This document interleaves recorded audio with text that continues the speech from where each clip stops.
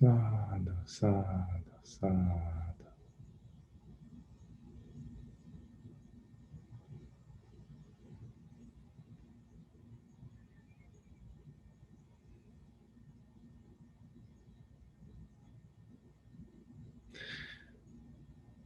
Navigators in the open seas for a long time have been using the North Star or the different constellations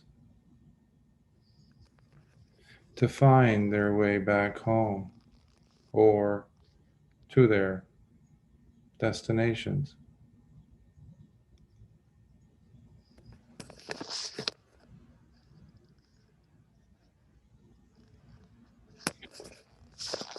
We have our own North Star in mindfulness.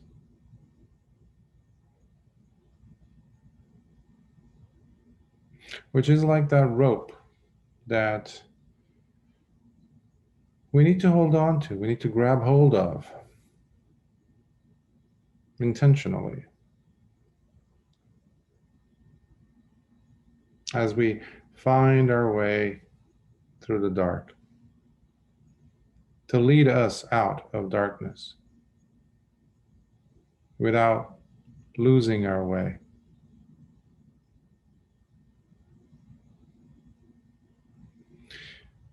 In scuba diving, when you do an open water dive, which is being out in sea with, with a ship and a boat, and you just jump out into the open waters, the captain of the ship will throw in the anchor to stabilize the boat, but with the rope attached to it, obviously.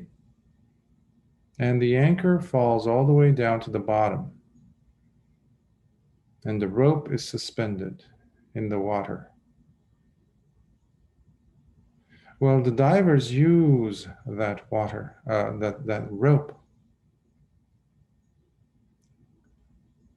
No matter how deep it is, or how dark or murky the waters are, the divers use that rope, which oftentimes has knots in it,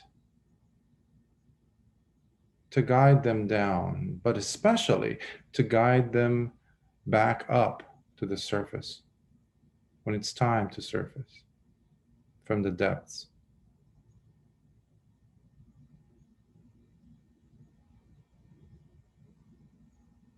That is how I see mindfulness. Years ago, when I used to do scuba diving, especially when the oxygen was running out, the nitrogen, the air in the tank, you could rely, even if the water got murky, even if you're exhausted, you knew that the rope was there. You could rely, you can always rely on the rope in a sense to be there if you found your way to it.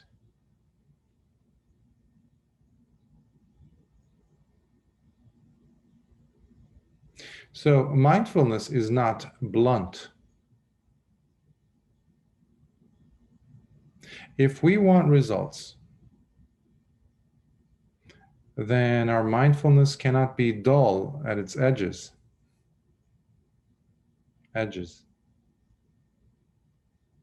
It must be sharpened. And in order for us to sharpen it, we need to consistently practice at it, which means sharpening our ability to see what's happening with our thoughts, our speech, and our actions and behaviors through the body. No matter how seemingly insignificant these things might seem, they're important. It's valuable life that's slipping through our fingers otherwise, if not lived mindfully.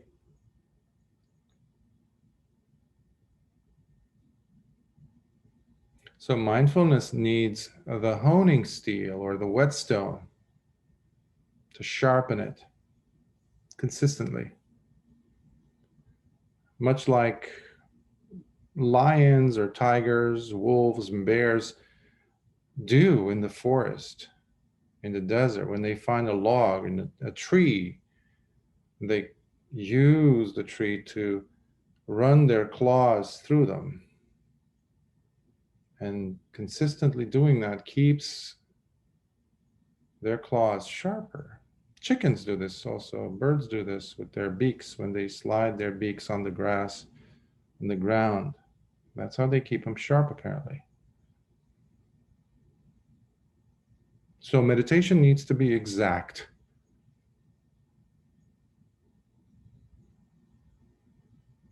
A good way of thinking about this is if you look at when you're returning home to your house, to your apartment where you live, or going to work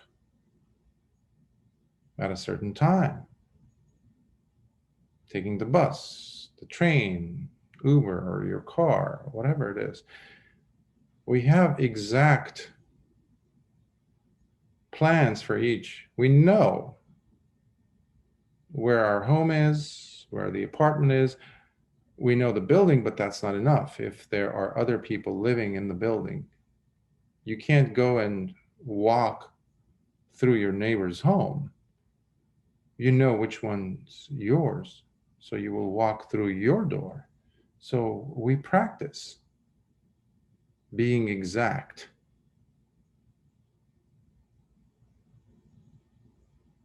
On or with other matters in our lives, mundane things even. You're not going to walk into or try to open up your neighbor's car to get in and so you can go to his work, his job at a different time. So there is no approximation even. Exactness, exactitude, if you want to call it, must be there.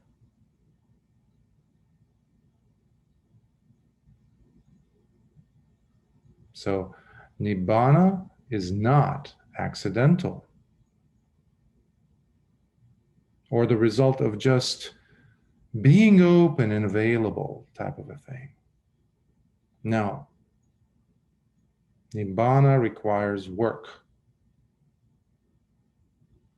It requires diligent work, consistent work, exact type of work. And it also requires, therefore, heedfulness, diligence, what the Buddha called adhitthana or virya.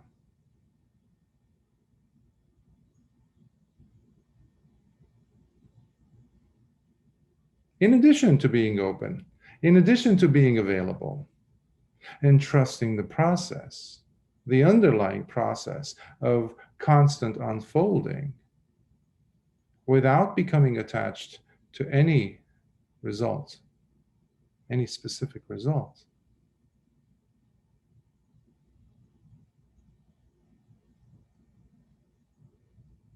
So there's no guesswork about the process. But we need to bring something valuable to the table. And that is our consistent, diligent effort versus negligent effort. With the sporadic here and there, little pockets of mindfulness. And we get excited about, oh yeah, that felt so good. Yes, okay. And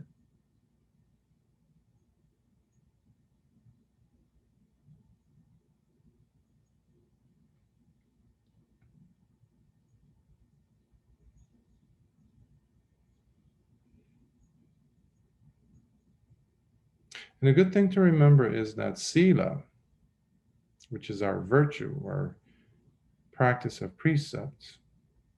And last week we talked about hiri and ottappa.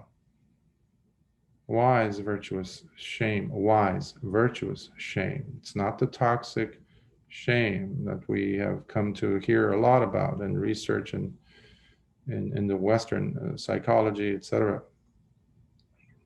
therapeutic method. It's not that toxic shame.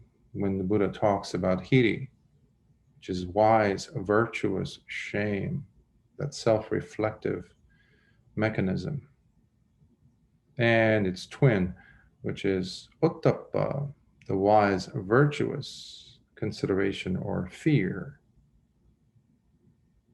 as to what those people whom I hold so dear in high regard would think if they have penetrated my mind and saw my thoughts, the nature, the quality of my thoughts, or my speech, or my actions. So you can think of Sila in those terms as well, but Sila helps remind us to stay mindful.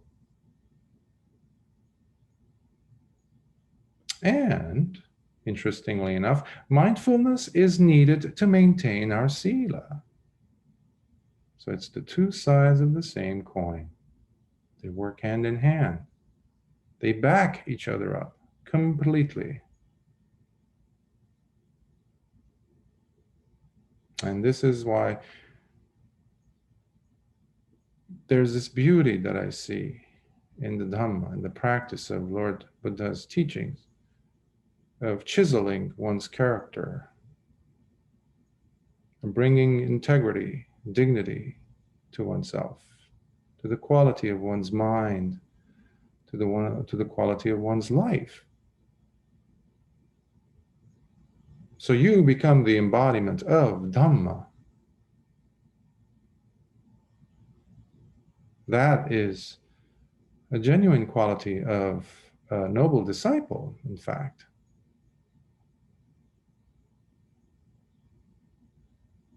That is why devas are always attracted to noble disciples.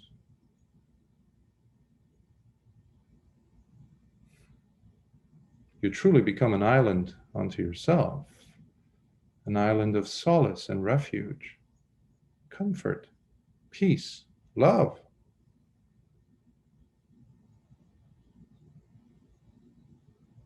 So there is this constant, just like that rope. It doesn't get cut, rather. It doesn't get cut or broken. And if it does, we quickly reattach it. But how do we know that the rope has been cut? We know about it thanks to mindfulness. So my encouragement to you is to try to see if you can maintain that. And there will be breakups, there will be these gaps, and that's totally normal.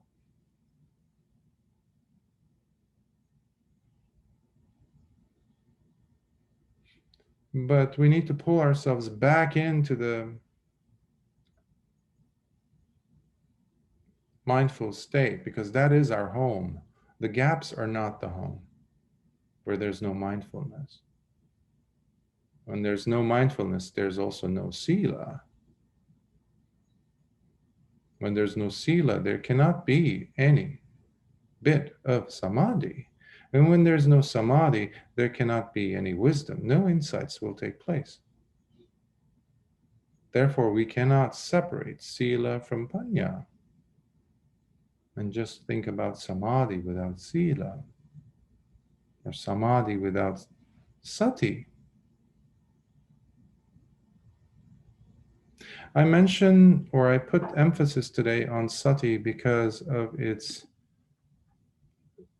supremely important role in the practice. Because oftentimes, you have the spiritual faculties formula starting with sati, or saddha, and then sati. You have the bojjhangas, you have sati, you have the noble eightfold path, you have sati, but usually sati seems to be given not enough attention. Well, sati is the thing which is going to bring us to Nibbāna.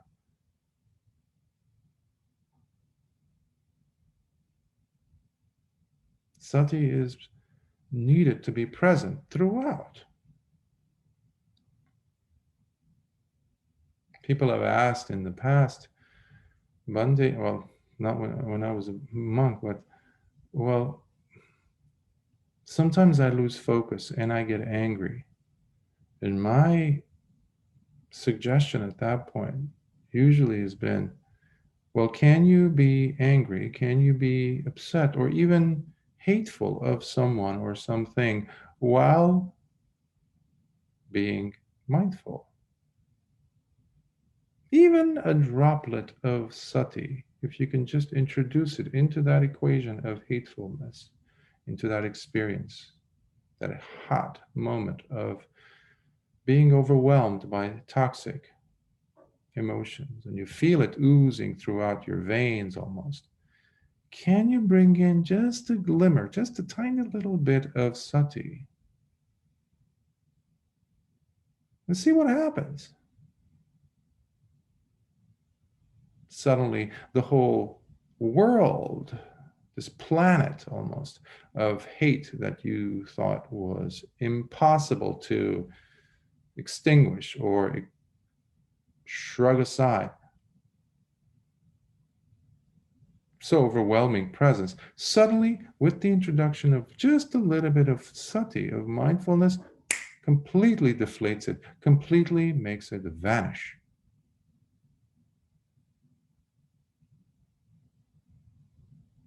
There is no mistake when the Buddha says, sati is one of the spiritual powers, bala.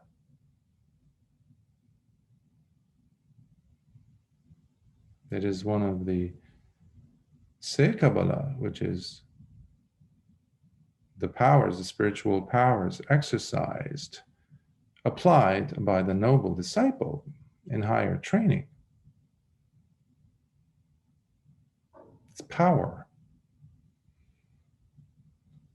But like anything else that is significant, it needs to be sharpened consistently. Let's take lessons from cats, from dogs, from other animals that sharpen their claws. Let's sharpen the claws of our mindfulness. Not to kill anything, of course, but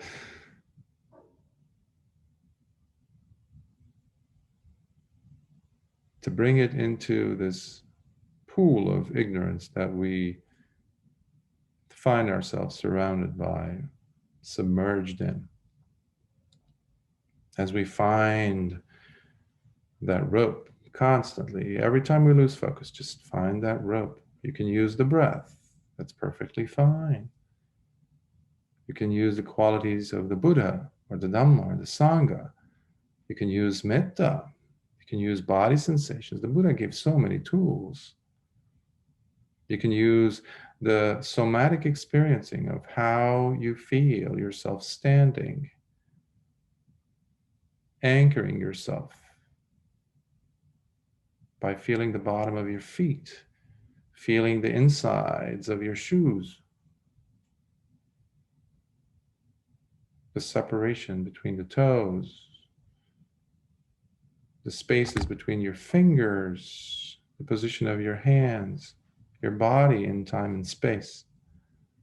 So all these things are wonderful tools when we feel completely pulled away by some emotional upheaval, some tornado of experience that comes and steals us.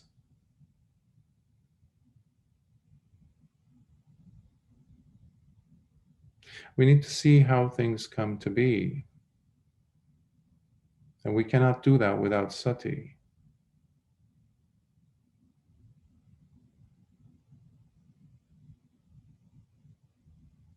The Buddha used the term yatha bhutang pajanati. And the disciple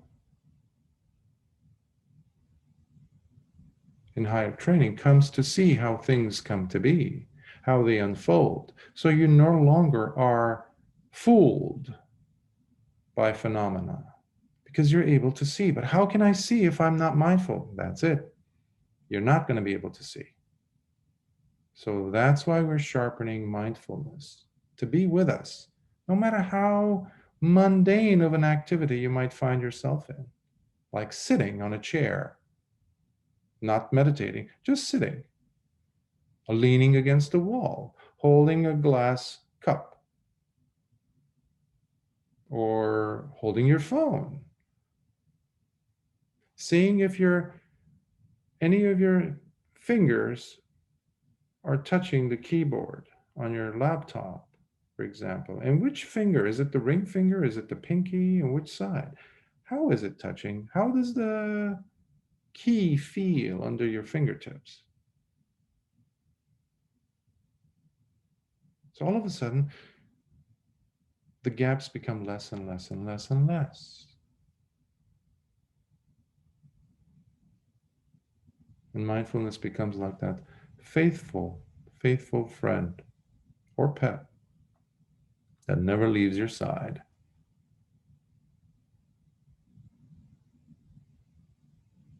So that is my encouragement to you today. And I would like to ask if there are any comments, questions, thoughts, critiques.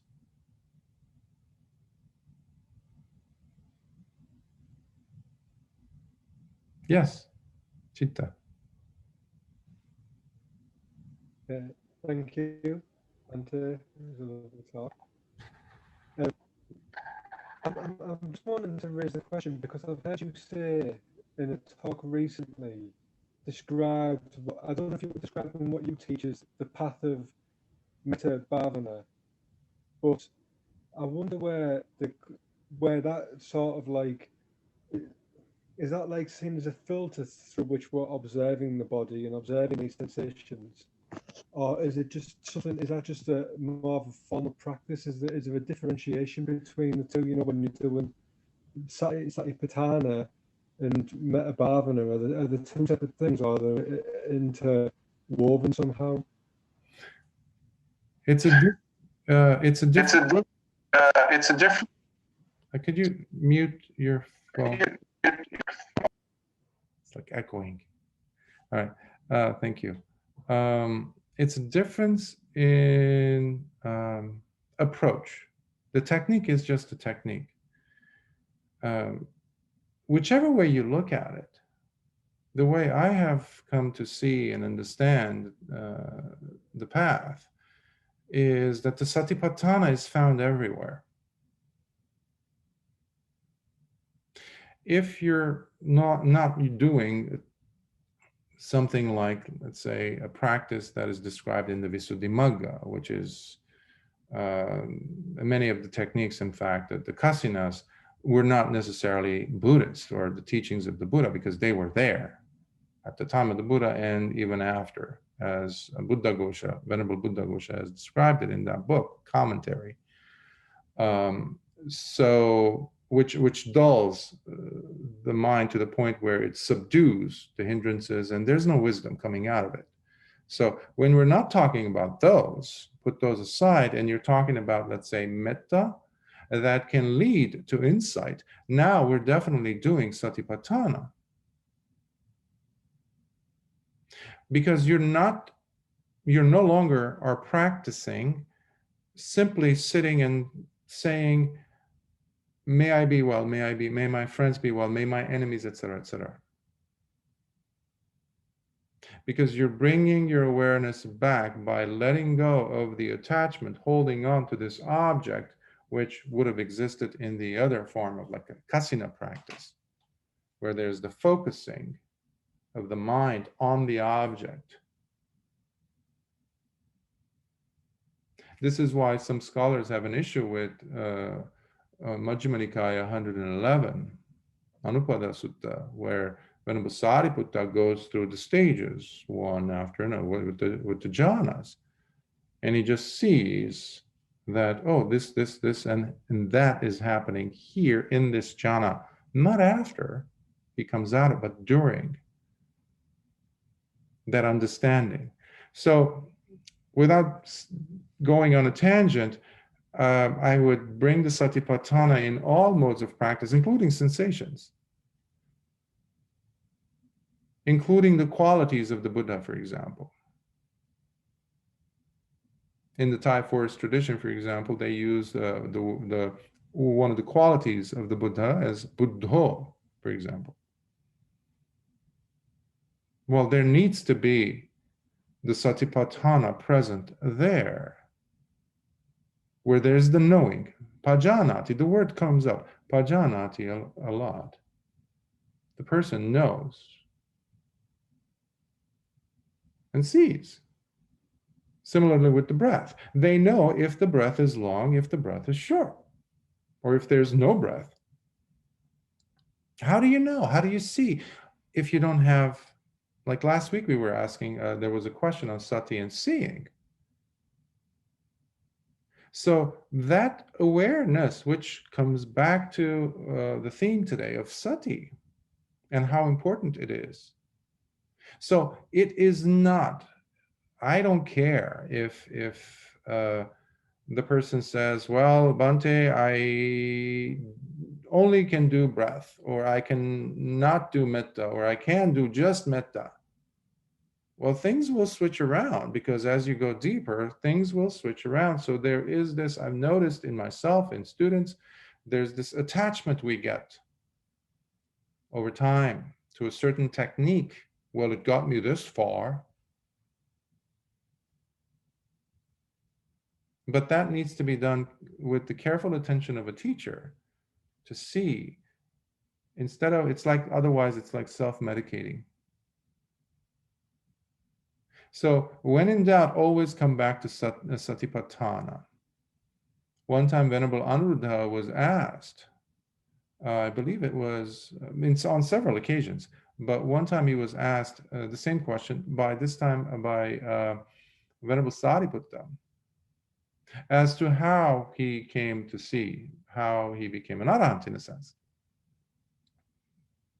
And he said, by the constant presence of the Satipatthana. He breathed, drank, ate, everything Satipatthana.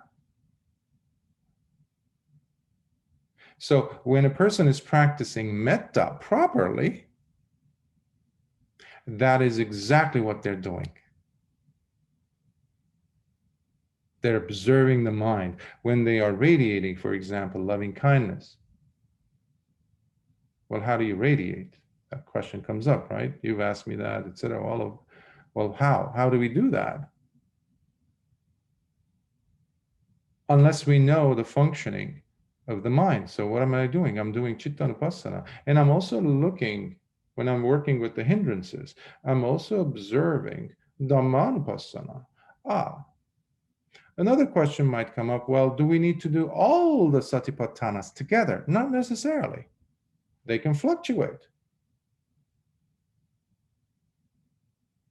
You know, even neurologists and neurophysicists, etc., obviously psychologists,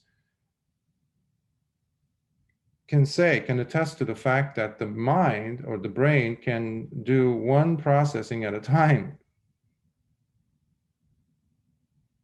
Because I used to deal with the issue of, well, because I was too focused. So I was observing everything. I was looking and looking and looking and looking. So it's exhausting. It frustrates, it tires, it's exhausting. There cannot be relaxation in that mode, because you're hoarding more information, trying to get more. Well, that's not mindfulness. Because the six senses are always bringing us information. There's one primarily predominant bit of information coming in. And my job is to become aware of that, not let that slip by. So it's a matter of difference in interpreting, seeing, but the Satipatthana has to be, it's not a separate thing. I don't see it as separate than Metta or the Brahma Viharas. If they're being done properly, in the way that the Buddha talks about in the Anguttara Nikaya, in the Book of Fours, where he mentions how the difference between those who are born in Rupa Lokas, the Brahma realms, and one of his students who is reborn in the same realm. When their time comes up, their name is called, in a sense, their time runs out, the credit, they fall straight down to hell, versus one of his students who has penetrated through metta, for example, and understood the nature of anicca, for example, understood the nature of dukkha and anatta. And what's going to lead us there? Satipatthana is. So that's why this way of practicing metta has room for insight to take place, versus mantra-like, focus-like, kasina-like. And that's why there was a big debate for a long time, for centuries, in Burma and other places, where they have put down, downsized, or looked down upon the Brahma Viharas as something very menial. You're not... And all you have to do is go and look at the Karaniya Metta Sutta. Last verse says, and if the person practices metta, they will never come to re-inhabit a mother's womb ever again. If that's not a guarantee from the Buddha, I don't know what is. But then, you don't have to take his word for it. Practice it and see it for yourself. So I hope that answers your question. Yeah, it does. Can I just ask, is this echoing still? Because I would just like to just say something, or am I relatively clear now? No, go ahead. If there's Okay. like... I mean, it's really nice to hear your explanation of that, because I do feel like that sometimes I've thought it's supposed to be something separate, but every time it's explained, it clicks, and I think, oh yeah, I am observing these things, and it's nice to have it explained so that you become aware of it the next time, And I did use the word technique, and it's not very well suited to where I am in my life or my practice at all now. So I just want to point that out, because you do spend a lot of time helping us and guiding us, and I don't want you to think that there's like such a fixation with a technique anymore. I used the word, and it was probably incorrect, because the way that you've taught metta to me, you really start embodying it, and it's not just about going through a formal set of techniques. So I just wanted to point that out with gratitude. So thank you. I'm glad. Just as a suggestion, an added suggestion, if you can, whenever you hear, and this goes for every one of us, when you hear something, when you are asking a question, and something, as you pointed out, like you mentioned the words, it clicks. What clicks, for example? Go ahead and write that down. Because I found that to be such a blessing, to write things that, especially when we have insights, let's say, in our own lives, it's helpful to write it, or when it clicks and you see things differently now, thanks to something that you were exposed to. Go ahead and write it down, because we're working against Mara, not just time, and also possible dementia. I don't know. So go ahead and write these things down, because it's helpful, because everything else is working against us. I mean, you have your body coming and knocking on your door all the time. Hey, give me attention, take me to the bathroom, feed me. Take me to the bathroom, feed me. Take me outside, bring me here, all the time. And I'm not even talking about people around us, other responses. So write these things down, because they will serve as an anchor point to soothe your central nervous system, to lower your blood pressure, to relax your mind, and seeing that it's not the end of the world. if you don't know this answer to this question, for example. And another step would be reading the suttas. Have, a book or some access to it, YouTube or whatever, so some channel where you have access to some suttas to anchor you. Read a segment, a verse, a vagga from the Dhammapada once a day, or a line, just a line, or write it down somewhere on the board. I had one student, she actually had written the links of dependent origination, Paticcasamuppada, around the room that she lived in, that she would see all the time, all the time, all the time, all the time, all the time, all the time. So you're not becoming like fixated, but our eyes are always being offered information that is not Dhamma. So we need to do a counterattack, if you will. Otherwise, your mindfulness will get dull very quickly. So I'm glad it's helping. Any other questions, thoughts, comments? Yes, KK. First of all, I apologize. I have not been concentrating today because people are cutting a tree outside. It was a huge racket, but I learned to use the earphone for the first time. But then once I put it on, I heard my son complaining. He said, why do you have to have a gardener come on Saturday? So when you talk about protecting my mind, so it wasn't just the noise. But I have a question for you, because since today and many times, our problem is focusing.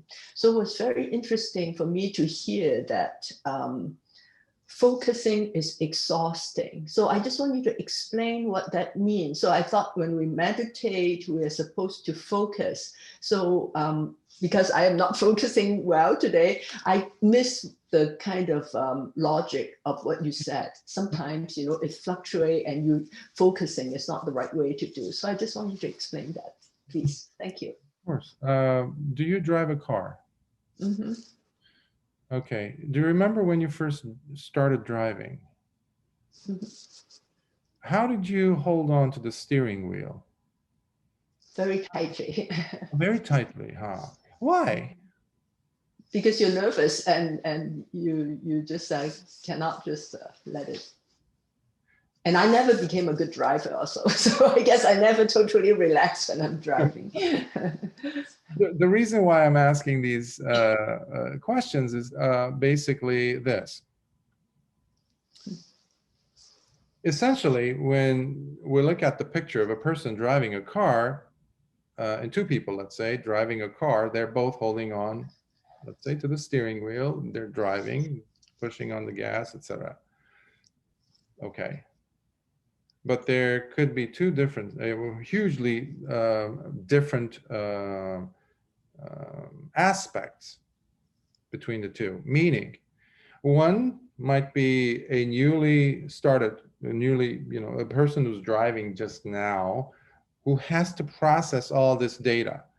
Okay, looking at the rearview mirror, looking at the side mirrors, making sure that the speed is right. Am I making the right turn or the left turn properly? All these things makes the person very, very anxious while being focused. That's a dangerous driver. Versus the other driver who has become more acclimated, more relaxed. They're still driving. They're still looking at the rear view mirror, to the side mirrors, making the left or right turn properly, following the rules, stopping at a red light, going at a certain allowed speed, all these things. But even if the first one doesn't get into an accident, when they leave the car after they've parked and have their keys with them, the engine is not running, they're exhausted. So if we bring in the Buddha into this scene and have him say a few words, he would I would presume, asked the question, how is the quality of the mind between the two? So the first one's mind would easily be categorized as akusala, unwholesome. Why? Because there's suffering, because there's dukkha there. In fact, not only after the drive was over, but during it, perhaps even prior to the drive when they were getting into the car. So there's a lot of strain and stress, distress, suffering, in fact, versus becoming comfortable with it. Like the second driver, who's now, in fact, even probably enjoying it. When I was doing the Mahasi method of noting, lifting, breathing, stepping, all those, my attention was, because that's what I was taught. Visuddhimagga, Mahasi method, they're very much like this, together, join. I didn't want to slip up. I didn't want to lose not even a single moment from when the spoon was bringing the, in its receptacle, some soup to my lips. I didn't want to miss anything, to the point where the focus has now become detrimental to the path, to the progress. Just like the driver whose fingers are now way deep into the steering wheel. This is unhealthy. So this is where I find it useful to remind ourselves of what the Buddha called his Dhamma, his teachings. He called it Majjhima Patipada. Majjhima means middle path, middle path. So it's very easy for the mind to go from one extreme to the next. But that's not what we're interested in this path. We're trying to maintain focus, but in a relaxed manner. How is this working for you so far? Thank you. And the same goes, like, I was trying one time to learn how to teach myself how to cut onions. And I would see chefs in TV, they just go so fast. And then I had to learn how to use the knife and how to curl my fingers in away from the knife as I'm cutting. But I would also notice how tightly I was holding the handle of the knife, which made me very dangerous to myself because I was too focused, too focused. There is such a thing as being too focused. And that's what I was referring to Chitta's question in regards to the kasinas, which are basically discs that different colored things, different materials that a person just focused on, and they still do in some parts of the world, to concentrate the mind. That is dangerous. Some people do it with mantras, etc. If you indulge me, there was one incident that I came across, a story. I think it happened in some Tibetan tradition, I guess. And they go into their kutis, the meditators, for months, and sometimes 3 years. That's a long, 3 years and 3 months, I think, something like that.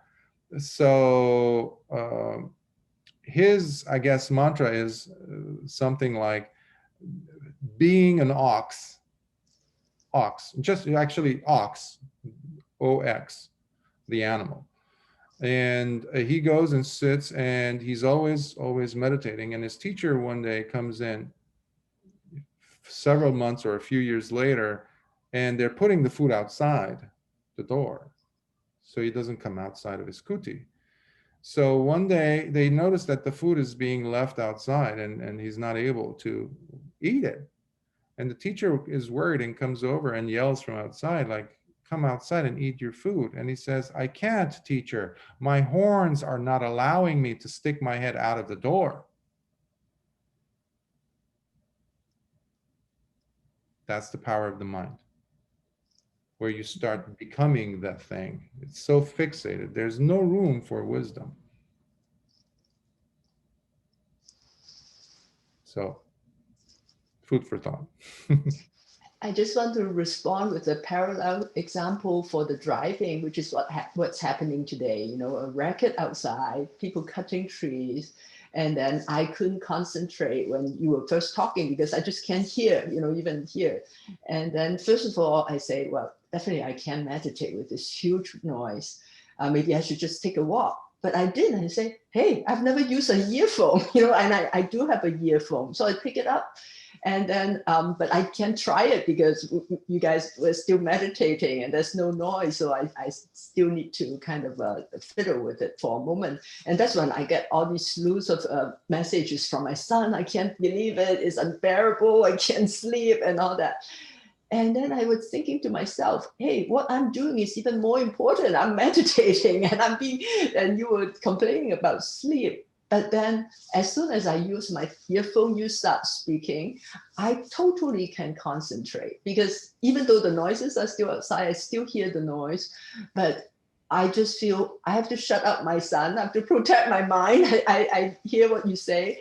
And then it's a lesson I can tell him too, you know, just once you relax and you just feel that the noise is nothing, if you just kind of feel that the noise is actually quite soothing, you know, just like, you know, we're so used to thinking that we have to have absolute silence in order to do anything. But if your mind is protected, and we're very lucky with this technology that you give you a earphone that I can hear you very well.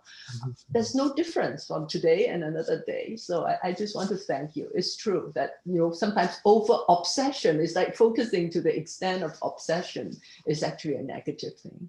Exactly. Yeah, great. Okay, so I just on what KK was saying there, and I know Bhante has just explained that in a manner very well, and I think all of us, especially if we drive, can get that. But one thing that has really been very helpful to me and very simple is something that Bhante Vimalaramsi uses to describe for focusing. Most people, especially in one-pointed focusing meditation, samatha, with the focus, he has a clenched fist, and that clenched fist is trying to force things away to focus on something, where his idea is to focus on something is to relax, and Buddhism being renunciation, we're actually letting go of those things that are trying to impinge on to what we're hearing. And in doing that, the Satipatthana comes from, and I just happen to have the definition open here. Patthana means literally various conditions, and the sati is the mindfulness of. So the mindfulness of the various conditions, it's the conditions of the 12 links, conditional arising. So what we're looking for when we're doing that is we're actually, and again, Bhante Vimalaramsi says the distractions to our object of meditation are our friends. So what we're looking for is to be aware of the feelings that we have when we're focusing on something. When we have contact, we're looking at, are we experiencing pleasant or unpleasant feelings, and do they lead to craving or aversion? And then are we trying to cling to something which is causing, creating karma for us with the clinging? So when I hear you using headphones to get rid of the noise, really when we're being mindful, what we're noticing is we have an aversion to the noise. And so the noise is simply noise. And whilst we might want to take actions to be able to hear Bhante speak, mindfulness is noticing the aversion, not solving the problems. Thank you. It was it's interesting how you mentioned Bhante Vimalaramsi, because one time he told me how he was on retreat. I think it was in, I don't remember if it was Burma or somewhere in Asia, and there was a clock, a wall clock that was ticking, and the meditators used to get so annoyed from the tick, tick, tick, tick. And they would, you know, when the teacher was not around, they would sneak in, just take the clock out and put it outside, and then come back and sit. And then their teacher would come and is like, where's the clock?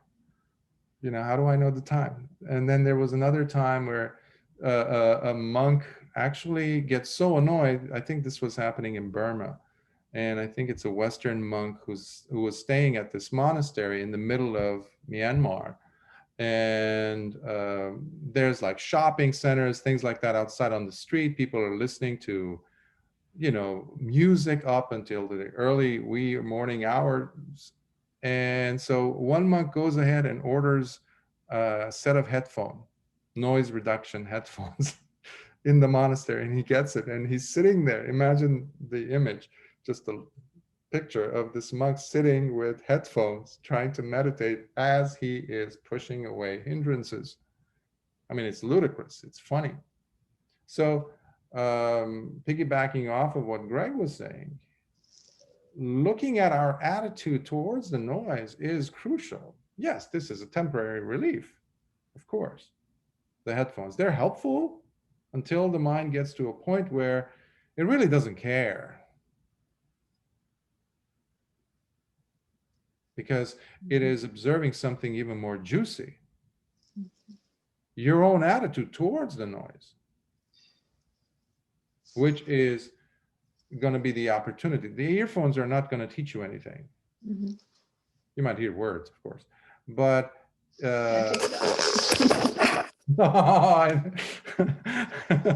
hopefully the words that I used didn't discourage you to the point where you had to remove them. But I hope you understood what my intention was as far as allowing the noise to be our teacher, which what Greg was saying is, and that's why the hindrances are never our enemies, which is really a tough pill to swallow for so many of us.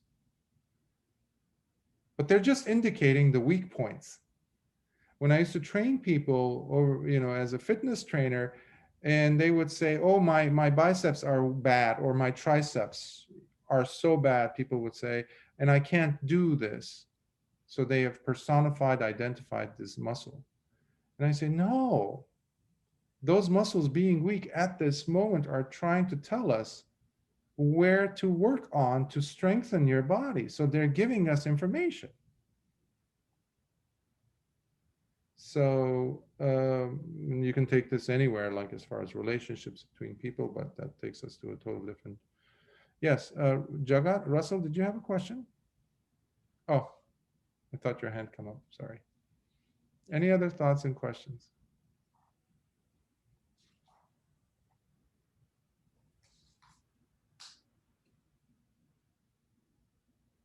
We still have time. Oh yes, Greg. So just to continue on what I was saying, because I've now had a couple of extra seconds to think about it, when we're hearing the noise as KK is hearing with the sound,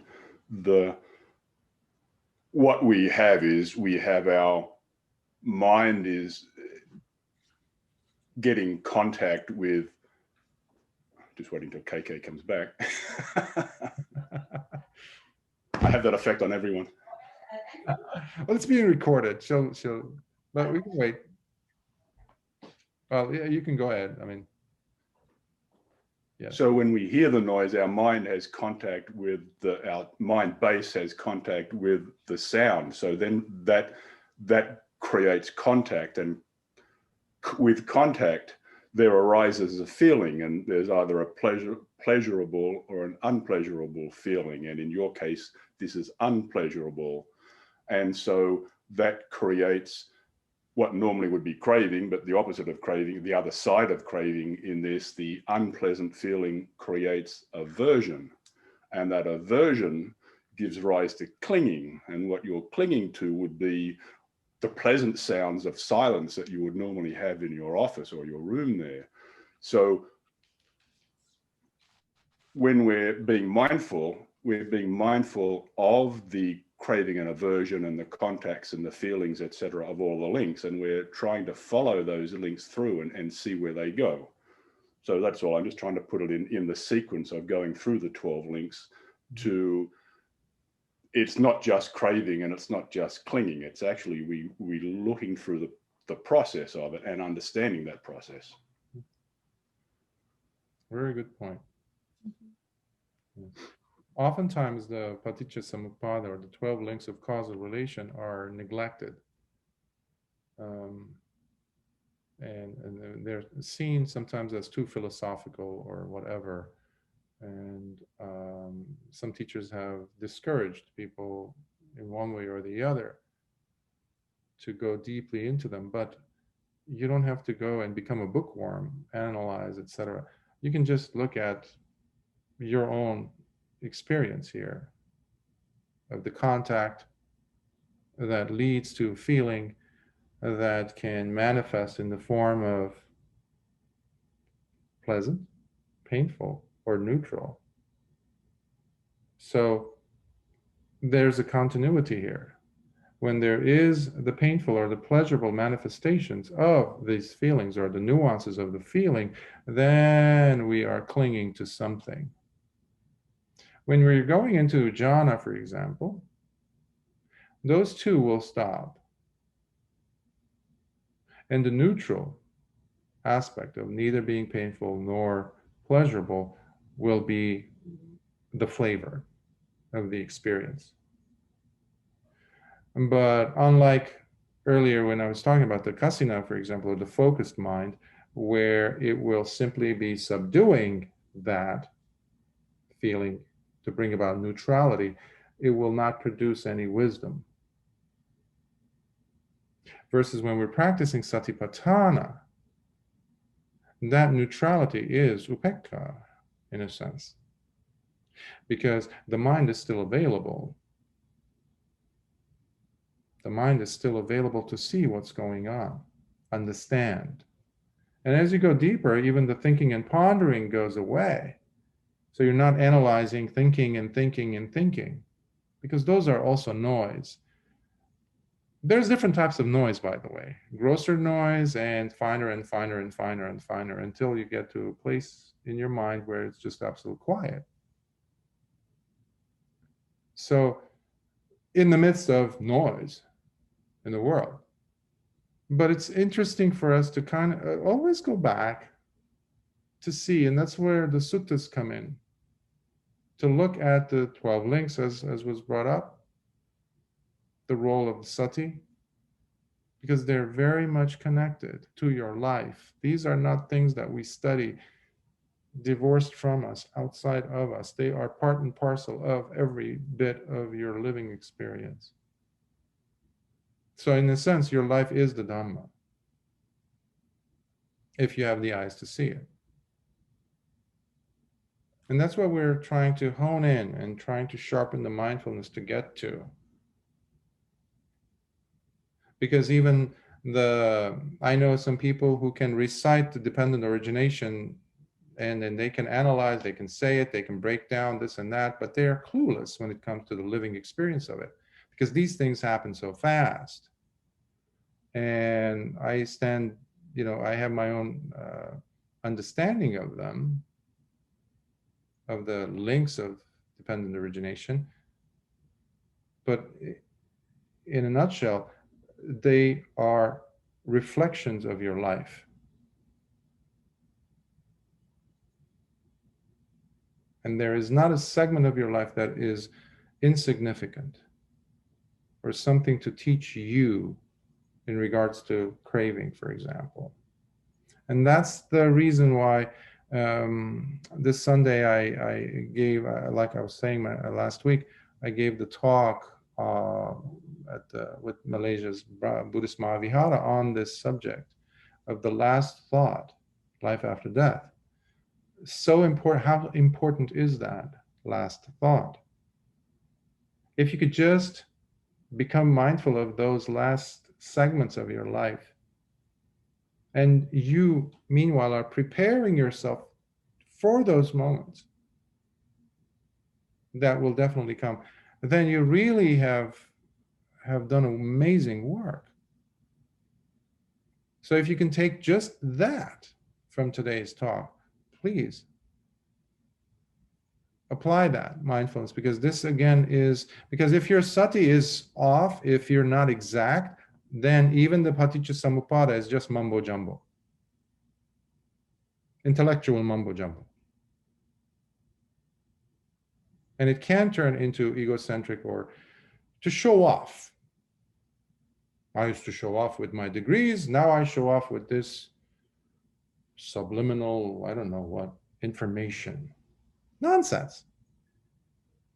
If my sati is missing, if I can give you a whole lecture on the sati, on dependent origination, and as I'm walking away from the lecture and I start kicking your cat, your dog, because the animal was sitting there goes the show. I know people like this personally.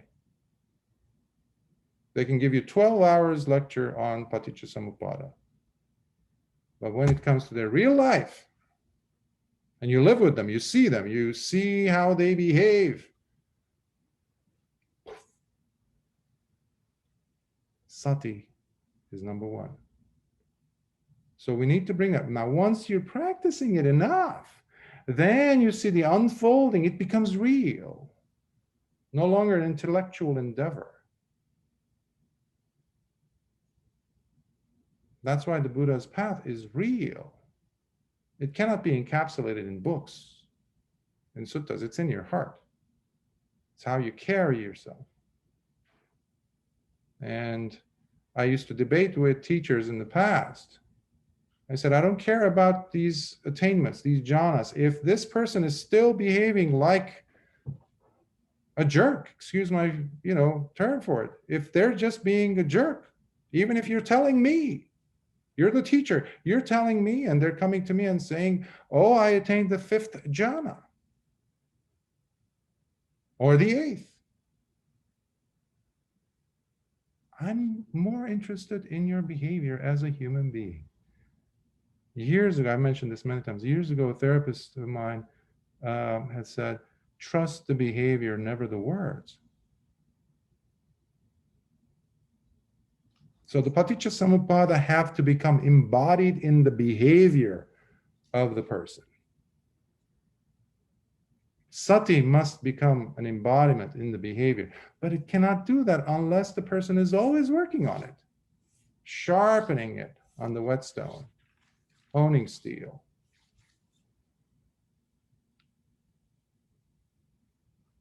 And many people don't like that. Don't like hearing that, I mean. Because it puts extra pressure on themselves to do the work. So let's take it easy, but not let go of the steering wheel. Be kind to ourselves. Read the suttas. And not let a moment slip by without being touched by mindfulness, without expecting anything. If we can do that, we're set.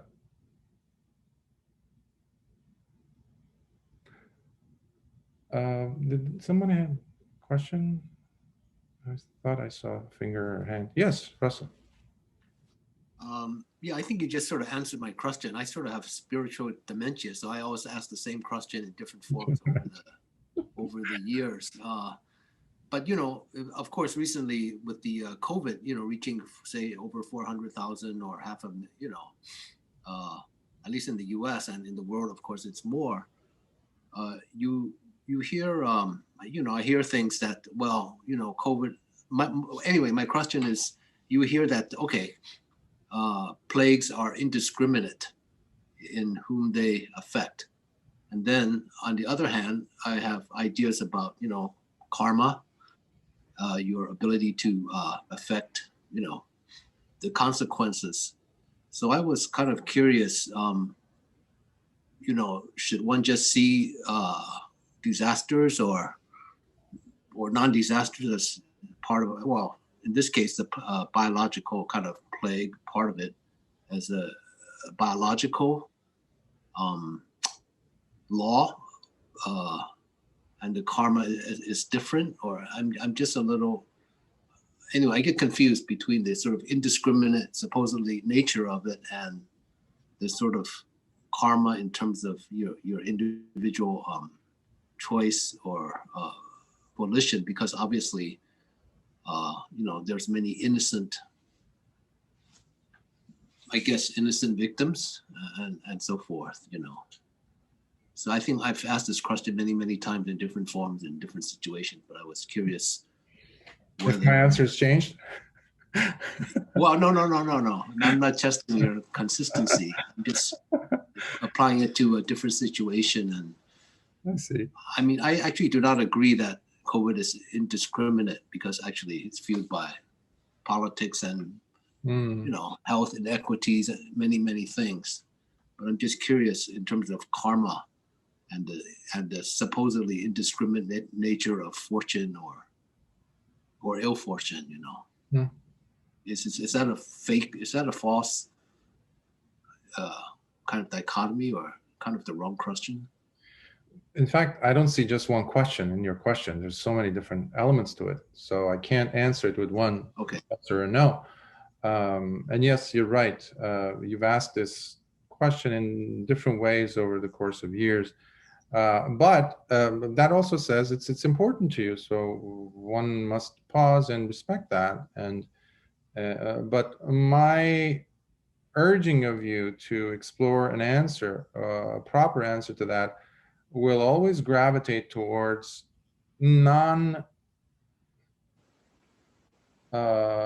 just cognitive approaches, meaning finding a data-based, information-based thing that I gather where I go, that's why. Or you hear me or somebody say, yes, it is the karma or karma. Of course, the karma has a big, big part of it. I mean, it's a big part of it. Why you're born an Asian American, for example. Why you're there, where you live. Why you were born at a certain time in the world's history. And why you were exposed to the, and not just you, every one of us and every single being that you see around you. So, and it has everything to do with the choices and the inclination, the drive. What we were talking about earlier about the clinging, upadana, grasping, or which brings about the next element. We were talking about the Paticcasamuppada, the next aspect, the next link, which is bhava, or becoming, of what's to follow. But it's not just coming out of thin air. It's coming out of what was prepared. So this links up back to what we were talking about earlier about the 12 links, again, where the quality of the feeling generated thanks to the unmindfulness of the mind, the absence of it, where it adheres to things or pushes things away, those are the things that are bringing the clinging part. So what am I saying? Ultimately, it needs to fall back to the existential, experiential manifestations taking place within you, the mind. Because people are going to die. There's nobody on the planet who will survive, ever. And in 100 years, everybody, the whole planet, whoever's alive, they're all going to be dead. New people will be there, obviously. And this is happening all the time. And as far as the innocent, we have these notions, Disney-esque way of thinking of, oh, the innocent died, the innocent. Well, how innocent are we talking about? If we had the film, the strip that is endless of the rebirths of the person, that child, that person, that nice neighbor that you knew for 40 years, whatever, they weren't so nice. Maybe even in this life. They probably were running concentration camps, killing people, but you don't know about that. Now, this is only this life. I see this a lot with parents who come and say, well, my child was born with this defect in the heart, this, or with blind, for example. I mentioned many times where I would look at myself as an 8-year-old and look at my foot blown apart. And for months I went without any skin graft on it. So it was open. So I could see what was inside without getting too gruesome. I was carrying this shrapnel, sharp shrapnel on my temple right here underneath the arteries. I couldn't play. I couldn't do anything that teenagers did later, even. Because of contact sport. And I used to look at myself and I say, I'm so innocent. Why is this happening to me? Et cetera, et cetera. And no answers until I was able to understand as to, there's action, there's reaction. So if humanity today is experiencing the type of hardships that our perhaps parents did not, yes, you can definitely say that it has a lot to do with our choices in the past to be. So there is a collective karma, of course. But what do we do with this? Okay, we got the information. What do we do with this? So the ultimate, I think, remedy is something that I've been using a lot recently, apparently. It's who cares? Who cares?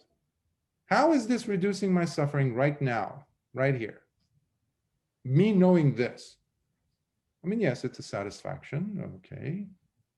The mind is one of the 6 doors, right? 6 perception. So the mind is very sensual in a sense. It's giving me the appeasement. Now I know. Well, it's the same thing as rubbing against silk or tasting something sweet, for example, or ice cream for the tongue senses. So the same thing.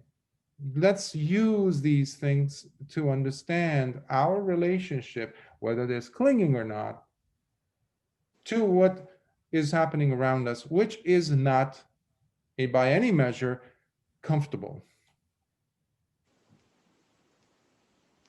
Right now I'm in one part of the world where, where I traveled here, and there were National Guardsmen, there were police, this and that. And even though I had all the tests done for COVID, this and that, and I was very protected, this and that, they still were doing their duty, I guess, but somebody did not know the law, the new rules of this state. So I had to inform them, I had to let them know. But meanwhile, they were actually forcing me to undergo, let's say, 10-day quarantine, which I knew I didn't need to. Until one other military official came in. Thankfully, he, among the 20 over there, had become aware of this law. And he pointed out the new state governor's law and says, he's right. He's done this, he's done that, he's clean, he's okay. He does not need to do this. Meanwhile, it created a lot of tension in the whole atmosphere. The whole, like I was, you were talking to them nicely, this and that, but they're just like, no, with guns and everything. So is that comfortable? No, it's not. But where's the mind? Is the mind freaking out all over the place? Oh my God, they're going to take me away, lock me up. So can I use these situations to really maximize my effort, maximize the opportunity? So we have the luxury of extra dukkha. If you want to think of it now, we have more dukkha than probably our forefathers. What do we do with it? That's what I would focus on your question. That's how I would focus on it. I apologize. It's not the answer that probably you wanted. No. I think it's good. It's always attending your meditation is like a 12-step drug rehab or alcoholic or AA for me anyway. I mean, it sounds a little funny, but I understand. In certain ways, I mean, you have to keep. Well, the focus is on self-repair and stuff, and there's certain kind of regular rules, I believe. I've never been to one, but a lot of my friends are part of these AA programs, so they tell me. So anyway, thank you. Whatever works to support us. Yes, Greg.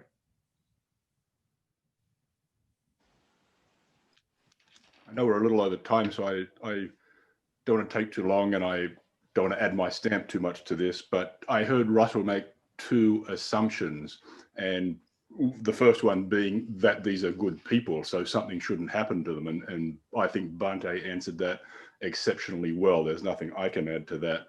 But one of the other assumptions I heard is that dying is a bad thing. The Buddha clearly said that there's no self, so this is not mine, this is not myself, etc. So what we're looking at and to be here is suffering. And the second half of our lives, particularly as I'm getting into it now, is that we have old age, sickness, death, sorrow, lamentation, and despair. So when people die early, there's a whole amount of suffering that they're going to not have to go through.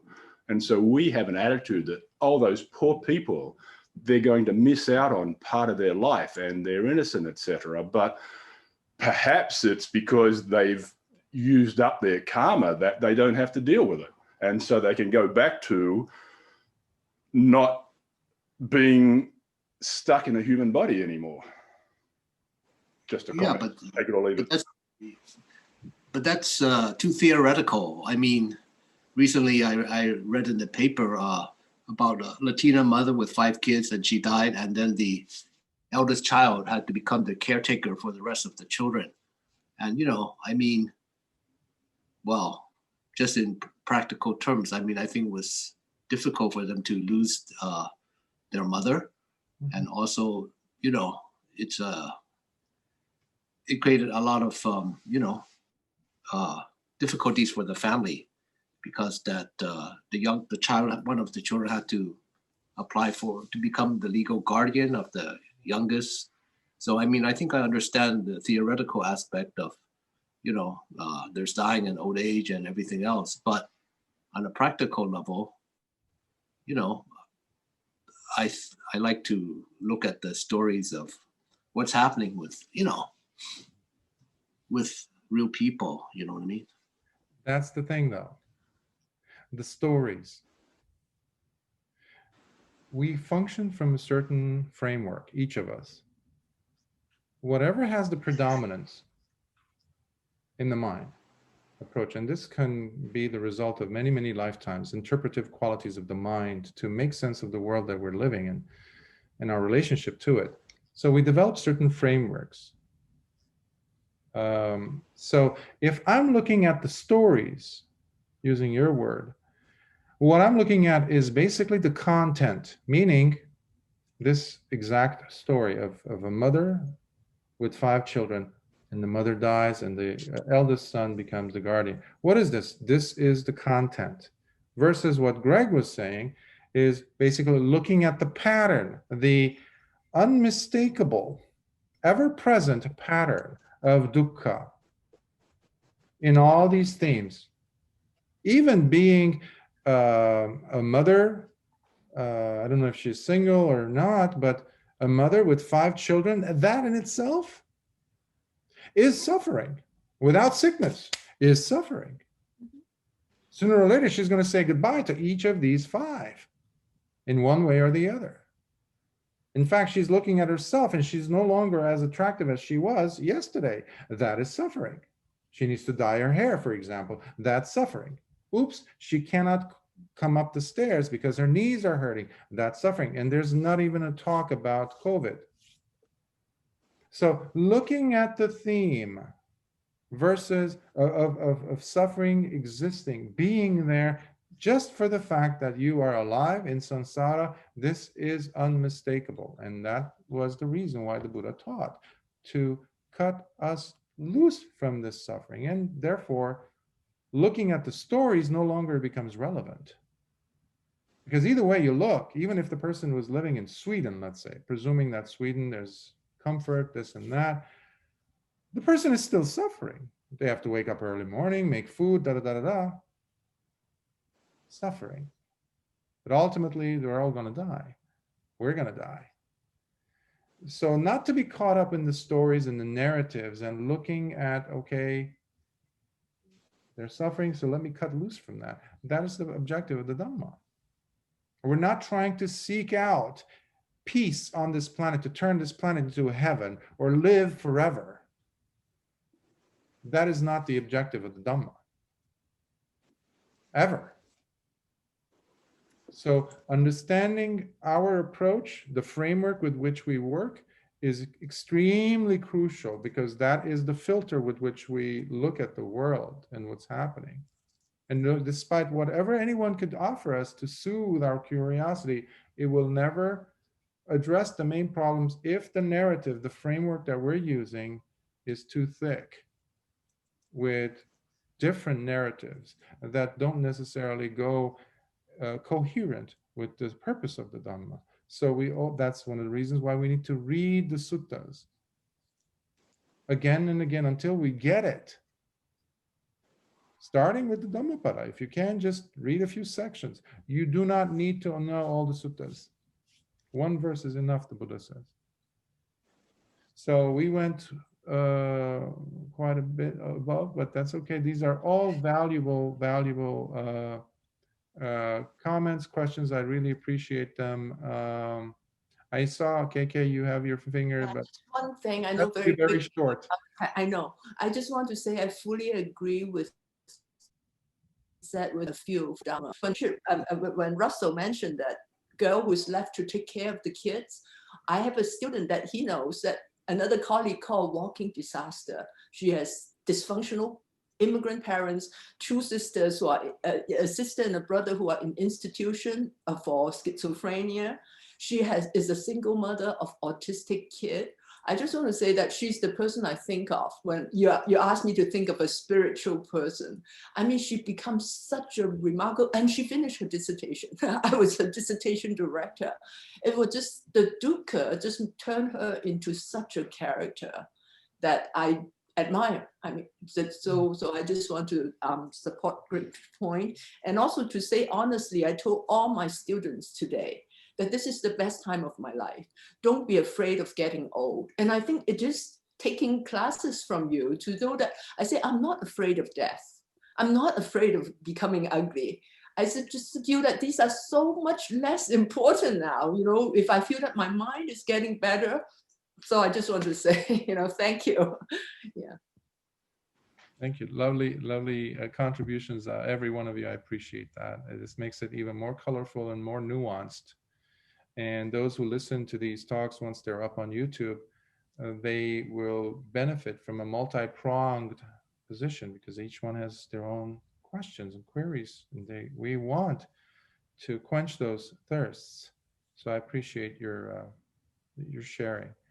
So let's do the sharing of merit now, dedication of merit. May suffering ones be suffering free, and the fear-struck fearless be. May the grieving shed all grief, and may all beings find health relief. May all beings share in these merits that we have thus acquired for the achievement of all kinds of wholesome happiness. May beings inhabiting space and earth, and devas and nagas of mighty power share in these merits. May they long protect the Buddha's dispensation. Sadhu, sadhu, sadhu.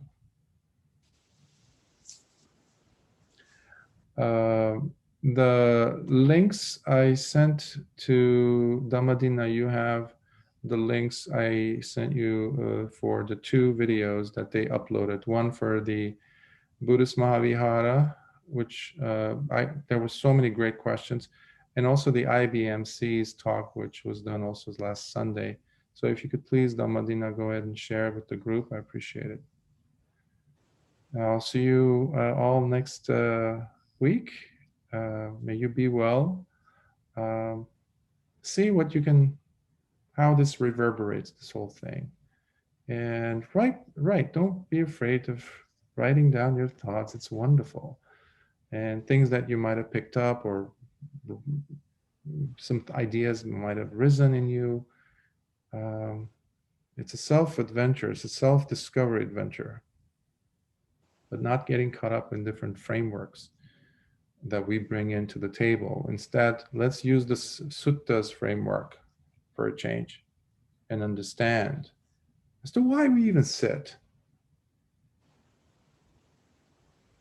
So, be well, stay healthy, stay safe, protect yourselves, your mind, especially the boundaries of your mind, especially.